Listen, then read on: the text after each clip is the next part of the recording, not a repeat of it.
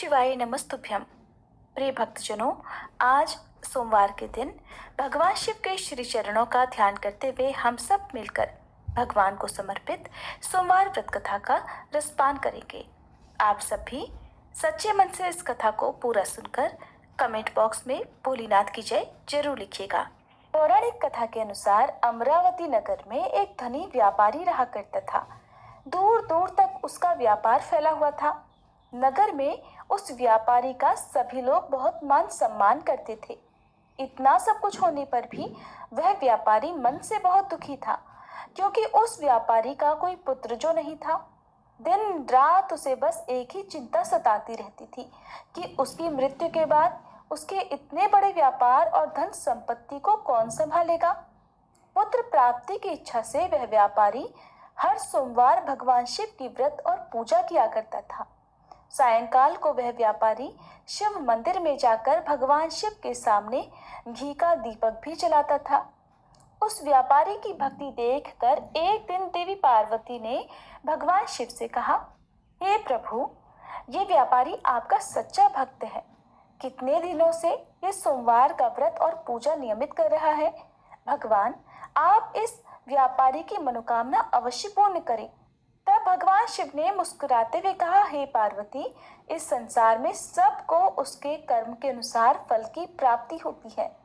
प्राणी जैसा कर्म करते हैं उन्हें वैसा ही फल मिलता है। इसके बाद भी देवी पार्वती नहीं मानी। उन्होंने बार बार आग्रह करते हुए कहा, हे महादेव, हे प्रभु, आपको इस व्यापारी की इच्छा पूरी करनी ही पड़ेगी। ये आपका अनन्य भक्त है।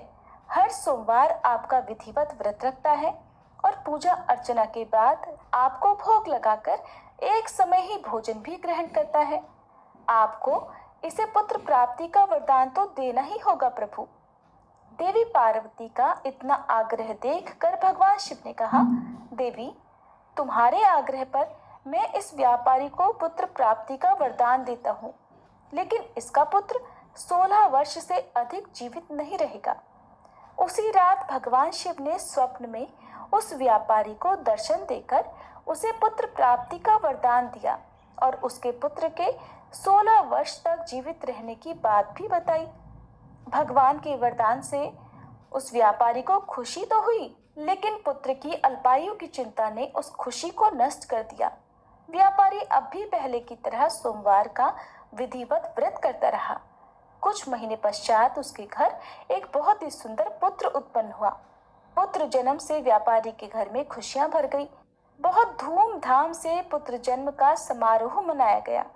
व्यापारी को पुत्र जन्म की अधिक खुशी नहीं हुई, क्योंकि उसे पुत्र की अल्पायु के रहस्य का पता था, लेकिन यह रहस्य घर में किसी और को मालूम नहीं था।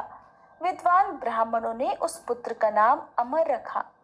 जब अमर 12 वर्ष का हुआ तो शिक्षा के लिए उसे वाराणसी भेजने का निश्चय किया गया।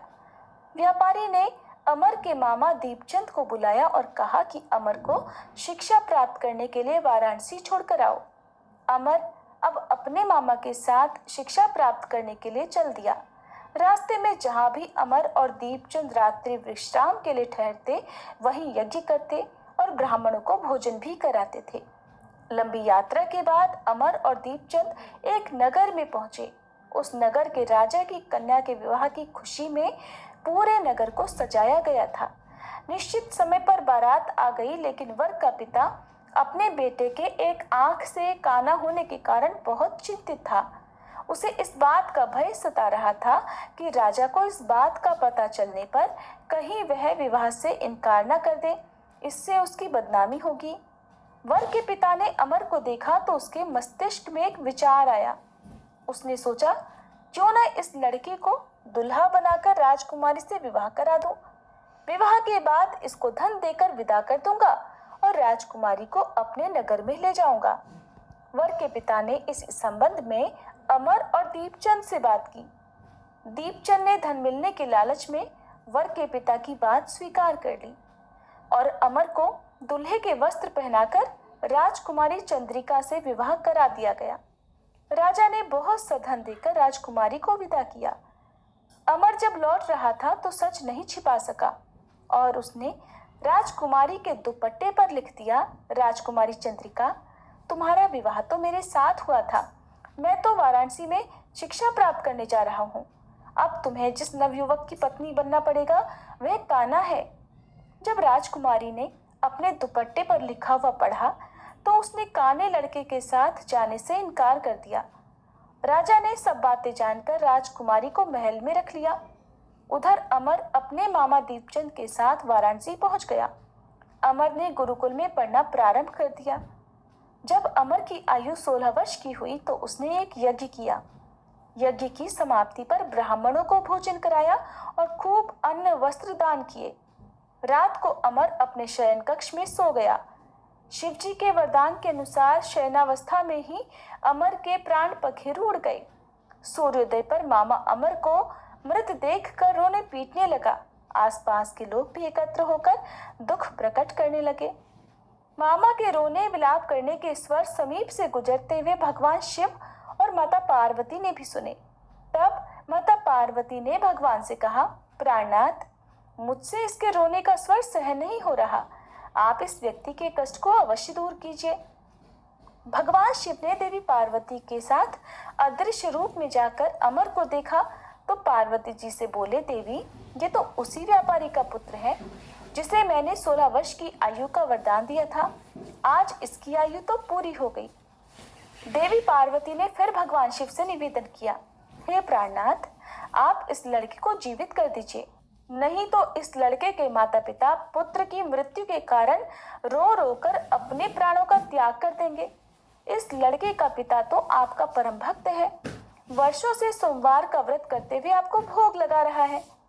माता पार्वती के बार बार आग्रह करने पर भगवान शिव ने उस लड़के को जीवित होने का वरदान दे दिया और कुछ ही क्षणों में वह जीवित होकर उठ बैठा।